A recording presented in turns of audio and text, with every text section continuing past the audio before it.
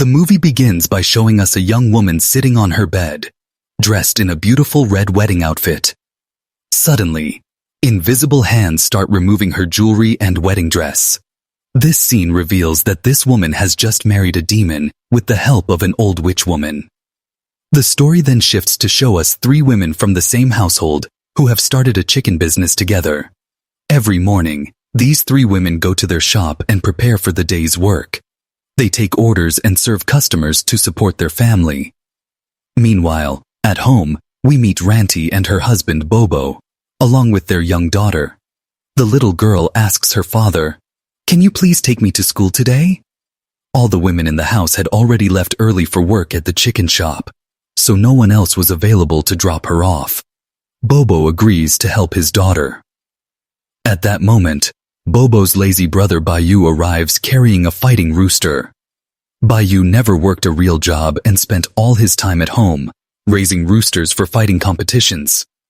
He becomes upset and asks Bobo, "Is this really how you want to live? Look at your wife. She works even though she's pregnant. Don't you feel ashamed?" But Bayu shamelessly replies, "What I'm doing is a big investment. Someday we'll become rich from these roosters." The whole family gathers around the breakfast table, where Bobo's mother becomes very angry with Ranti. She scolds Ranti because it was her responsibility to prepare breakfast for everyone, but today she had left for the shop without cooking. The old woman believed that no matter how much work Ranti did outside, or how much money she earned, she still had to complete all her household duties first. When the three women return home, the mother-in-law shows love and kindness to Siti, another daughter-in-law, but continues scolding Ranti for working too much at the shop. Interestingly, both Ranti and Siti were married to her sons, while the third woman was her own daughter. Even though Siti worked at the same shop, the old woman never criticized her. Ranti feels hurt by this unfair treatment, but she puts aside her feelings and goes to prepare breakfast for the family. She asks Geeta, the daughter, to take her granddaughter to school instead. The old woman gets angry again and asks Ranti, "Why can't you take your own daughter to school?" Ranti patiently explains, "I need to drop Bobo at his workplace first, and then I have to deliver chicken orders to our customers. If I take her to school, all my other work will be delayed." Bobo comes out and gives some money to his mother, and also gives some of his savings to Bayu, so his pregnant wife won't face any difficulties. As Ranti and Bobo leave for work together, Ranti shares her feelings with her husband. "I feel terrible when Mom speaks so badly about my business. I do so much extra work besides all the household chores. I do this so our family can live comfortably. Apart from you and me, nobody else in this house works. Despite all my efforts, Mom doesn't love me or appreciate anything I do. She always acts like I'm being unfair to Siti." Ranti was also frustrated that whenever his mother scolded her, Bobo never defended her or told his mother that his wife was doing good work. Bobo apologizes to Ranti and asks her to be patient with his family. Ranti responds, "I can do that, but I need something in return. At least you should stand up for me sometimes." While having this conversation, they reach the port where Bobo worked on ships. After dropping off her husband, Ranti had to return to work at the chicken shop. But as soon as she arrives home, she sees her mother-in-law crying while Siti comforts her. Ranti asks them, "What happened? Why are you both crying?" As soon as she spoke, the old woman became furious with Ranti and started scolding her again with harsh words. Then she revealed the terrible news. "Your daughter has been in an accident." Hearing this shocking news, Ranti felt terrified and immediately rushed to the hospital. At the hospital, Ranti met Geeta, who apologized with tears in her eyes. "This is all my fault. I forgot to pick up Nina from school. When she tried to walk home alone because she was late, she got hit by a car." Hearing this explanation made Ranti feel even more heartbroken. Ranti went to the doctor and desperately asked about her daughter's condition. The doctor told her that Nina's situation was very serious and critical. Ranti started crying and begging the doctor, "Please save my daughter. I don't care how much money it costs or what kind of surgery you need to do." The doctor tried to encourage her and told her to pray for the best outcome. Poor Ranti sat alone in the hospital, feeling completely helpless. She was so upset and worried that she hadn't eaten anything since morning. An old woman named Otari noticed her distress and approached her. She offered Ranti some food and said, "I know you're suffering because of your daughter. That's why you haven't eaten anything all day." Ranti was surprised because she hadn't told this stranger about her daughter's accident, but she didn't question it. The old woman named Otari gave Ranti a piece of paper before leaving and said, "If your daughter cannot be treated here with regular medicine, you might want to consider other types of treatments, treatment." With these mysterious words, she disappeared. The doctors informed Ranti that to save her daughter's life, they would need to perform very expensive brain surgery. The money that Ranti had saved was not nearly enough to pay for this operation. She decided to sell her car, but even after that, she still didn't have enough money. Desperate, Ranti went home and begged everyone to sell their house to raise the money needed for her daughter's surgery. But both her mother-in-law and Bayu refused to help. Instead of showing compassion, the old woman started blaming Ranti for the accident. "You completely abandoned your daughter while focusing on your business. This is all your fault." Nobody in Ranti's family was willing to help save her daughter's life. She couldn't contact her husband because he was working on a ship in the middle of the ocean with no phone service. Bayu even refused to give Ranti access to her husband's savings, saying that money was reserved for his own pregnant wife. When Ranti couldn't find any solution anywhere, she remembered the mysterious woman from the hospital who had given her that piece of paper. She went to her room, quickly found the paper, and contacted the old woman. However, this woman wasn't planning to help Ranti by giving her money. This woman was actually a witch who asked Ranti to participate in a dark ritual called Gauri. She explained, "In this ritual, you will become married to a powerful demon. Once you are married to this demon, all your problems will disappear. Your daughter will recover completely, and anyone who troubles you will face consequences." Ranti felt scared and knew that this was wrong and dangerous. But because she had no other way to save her daughter's life, she reluctantly agreed to participate in the ritual. To prepare for this dark ceremony, the witch performed many strange preparations. She personally bathed Ranti with her own hands while chanting mysterious words. Then she placed raw chicken liver in Ranti's mouth and dressed her up like a beautiful bride. After completing all these preparations, the witch took Ranti to a specially decorated room where the entire floor was covered with fragrant jasmine flowers. The witch told Ranti, "Here you must give your entire body and soul to the demon, and then all your problems will end forever." At this moment, Ranti became the demon's bride through this unholy marriage. This scene connects back to the very beginning of the movie. Some invisible force removed Ranti's clothes and jewelry and then took control of her body. The witch stood outside watching everything happen and felt very pleased with the results. When the ritual was finished, the witch came to Ranti and gave her specific instructions. "From today forward, you must offer chicken liver to the demon every week. Today I perform this task for you, but from now on, you will have to do it yourself." The next day back at the house, Bayu was very upset because one of his valuable fighting roosters had gone missing. Meanwhile, Bayu's mother called him and said, "Take me to the hospital. I want to visit Nina." But Bayu wasn't in the mood to go anywhere, and Siti was already angry because she had to do all the household chores while Ranti was away. During their conversation, a car suddenly arrived and stopped in front of their house. Nina stepped out of the car and happily ran to her grandmother. The grandmother was amazed to see that Nina was completely healthy and normal, just like before the accident. Siti was shocked that Nina's recovery in just one day was nothing less than a medical miracle. She began wondering what Ranti had done to make her daughter perfectly fine so quickly. She shared her suspicions with Bayu, but he told her not to think too much about it. "Be grateful that we didn't have to sell the house and didn't have to pay any medical bills," he said. However, Siti continued to worry and told I think Ranti has used black magic or witchcraft." But Bayu still ignored her concerns and didn't take her seriously. Siti wasn't going to let this mystery go unsolved. She started watching Ranti carefully, and noticed that Ranti had indeed begun doing very strange things since that day. One day, she observed Ranti doing bizarre activities inside the house.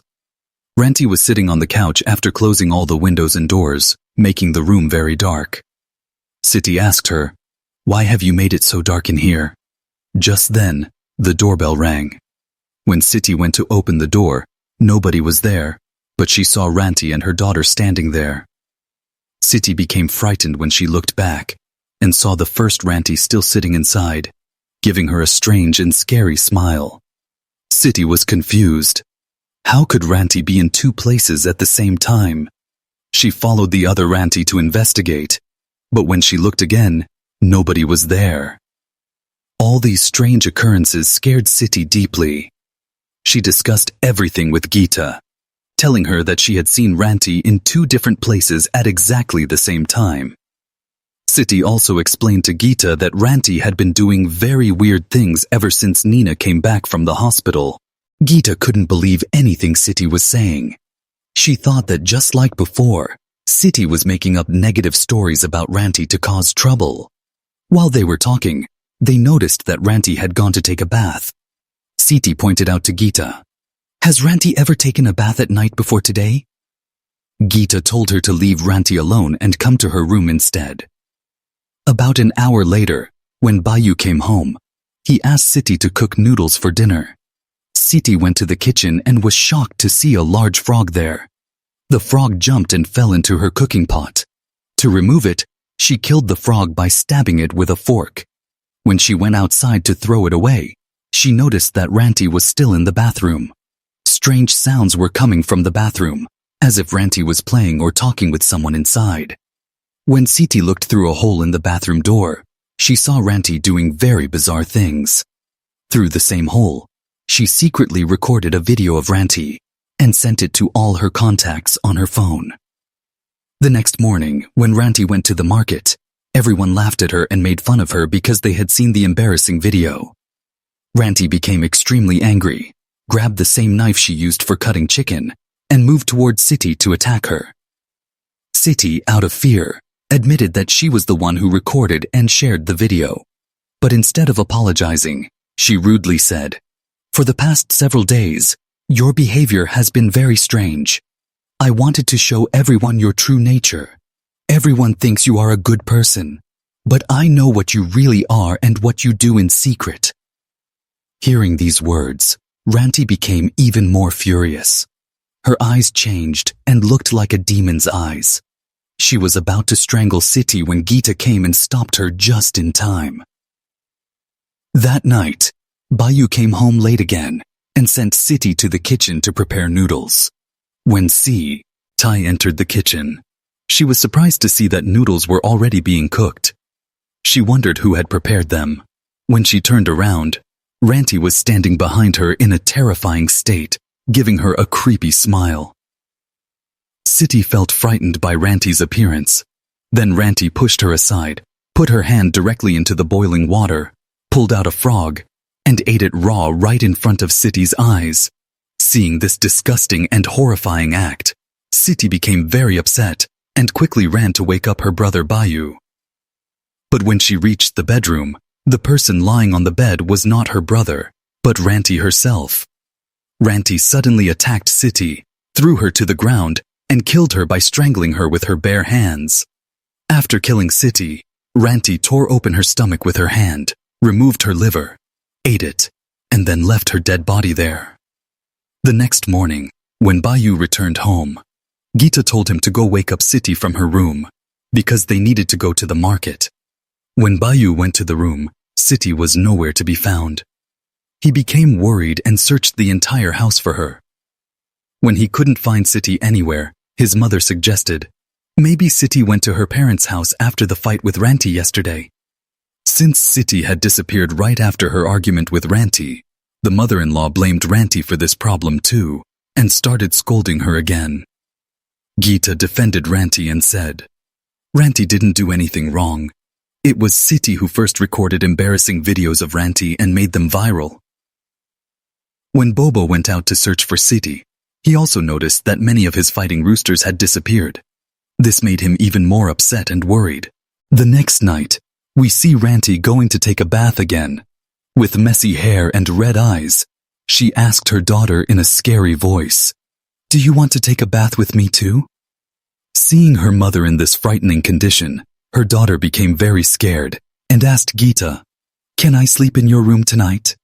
Gita agreed, and for the first time, the little girl slept in Gita's room instead of with her mother.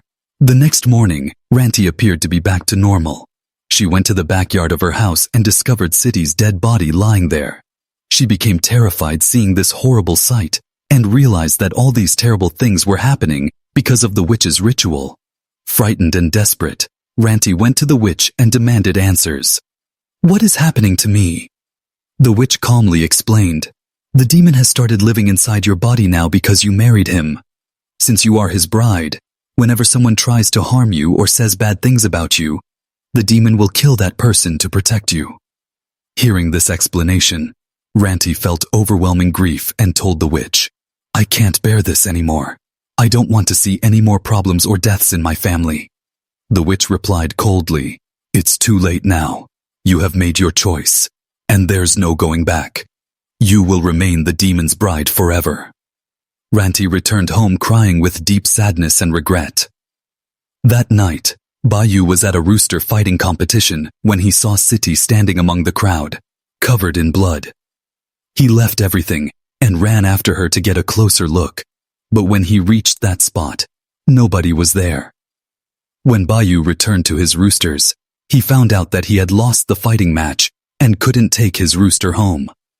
Strangely, this was the first time he didn't feel sad about losing because he was too upset about seeing Siti's bloody appearance. When Bayu came home, he noticed something strange following him. This mysterious presence led him to a deep pit where he found his wife Siti's dead body. He broke down completely after seeing her corpse. As soon as he discovered the body, he grabbed Ranti by the neck and started crying while demanding answers. "Why did you kill Siti? What harm did she ever do to you?" He was completely heartbroken. Ranti tried to deny it, saying, "I didn't do any of this." But Bayu showed her his shirt, which had evidence, and said, "I know you did it." The old mother, who cared most about protecting the family's reputation, tried to make Bayu understand. "Look, this matter should not be revealed outside our house. If anyone discovers that the women in our family are killers, people will gossip and spread rumors. It's better that you quietly bury your wife without telling anyone." Bayu obeyed his mother and did exactly as she said. He buried his wife secretly without informing anyone else. While he was doing this, he saw Ranti walking toward her room. He quickly followed her, but Ranti suddenly picked him up and threw him far away with supernatural strength. After Ranti threw Bayu, she used her demonic powers to remove both of his eyes without even touching him. Then she caused heavy objects and broken pieces to fall from above, crushing him to death on the spot inside the house. Jita woke up because of Ranti's screams. At that moment, Ranti had regained consciousness and was standing near Bayu's dead body. Jita became very frightened after seeing this horrible scene. She quickly pulled Ranti inside the house, locked her in a room and demanded, "How did you kill Bayu?" Jita started calling Ranti a murderer, but since Ranti wasn't giving her any answers, she warned Jita, "I love you the most in this house. If you want to stay alive, don't make me angry." Ranti's condition continued getting worse on its own. When Gita couldn't understand what was happening, she decided to call their neighbor Mr. Hodge for help. She didn't ask her mother-in-law first because she cared more about everyone's safety than protecting the family's reputation. Mr. Hodge came and examined Ranti. He immediately understood that some evil spirit or demon had taken control of Ranti's body. Mr. Hodge began performing a ritual to identify what kind of entity had possessed Ranti. During the ritual, Ranti broke the glass he was holding in his hand with her supernatural powers. Through this incident, everyone realized that there was indeed a demon living inside Ranti's body. Mr. Hodge became frightened and started leaving the house. Before departing, he told Gita, "Everything will be fine if you pray to God." He had just closed the door when Ranti, who was supposedly locked in her room, appeared beside him and whispered in his ear, You should stay away from all this if you want to remain alive. The next morning, Ranti's husband Bobo returned home from his work on the ship.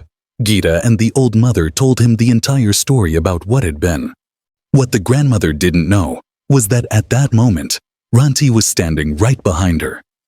After this phone call, we only heard the old woman's terrified screaming. When Nina came to check on her grandmother, she found the old lady dead with Ranti standing behind the body, proving that the demon inside Ranti had killed her too. When Bobo and Gita returned home, Nina immediately ran to them, clearly frightened. Before she could explain what had happened, Ranti appeared. Scared of her mother, Nina ran away and hid somewhere safe. Ranti attacked Bobo violently. She stabbed him repeatedly in the stomach with large scissors and told him, "Now you are no longer Ranti's husband." After killing her husband, she started moving toward Gita to kill her as well. Seeing her father's death, little Nina started crying loudly because now she had lost her dad too. Ranti heard her daughters crying and immediately came toward her. Just before she could kill Nina, the little girl started pleading, "Please, Mom, get better. Please don't let this demon control you." These loving words from her daughter caused Ranti's own soul, which had been sleeping deep inside her possessed body, to start awakening. Suddenly, she regained consciousness and saw that she had already killed everyone in her family and was now about to kill Gita too. Realizing the horrible situation, Ranti told Gita with tears in her eyes, "You both need to run away from here immediately. I could become like that demon again at any moment. Take Nina and escape from this place. I don't want to kill either of you. I don't want to kill anyone else." She apologized to both Gita and her daughter for all the terrible things that had happened. Although Gita didn't want to leave Ranti alone, Ranti made her promise to take Nina and get far away from there. After Gita and Nina left the house, Ranti poured gas,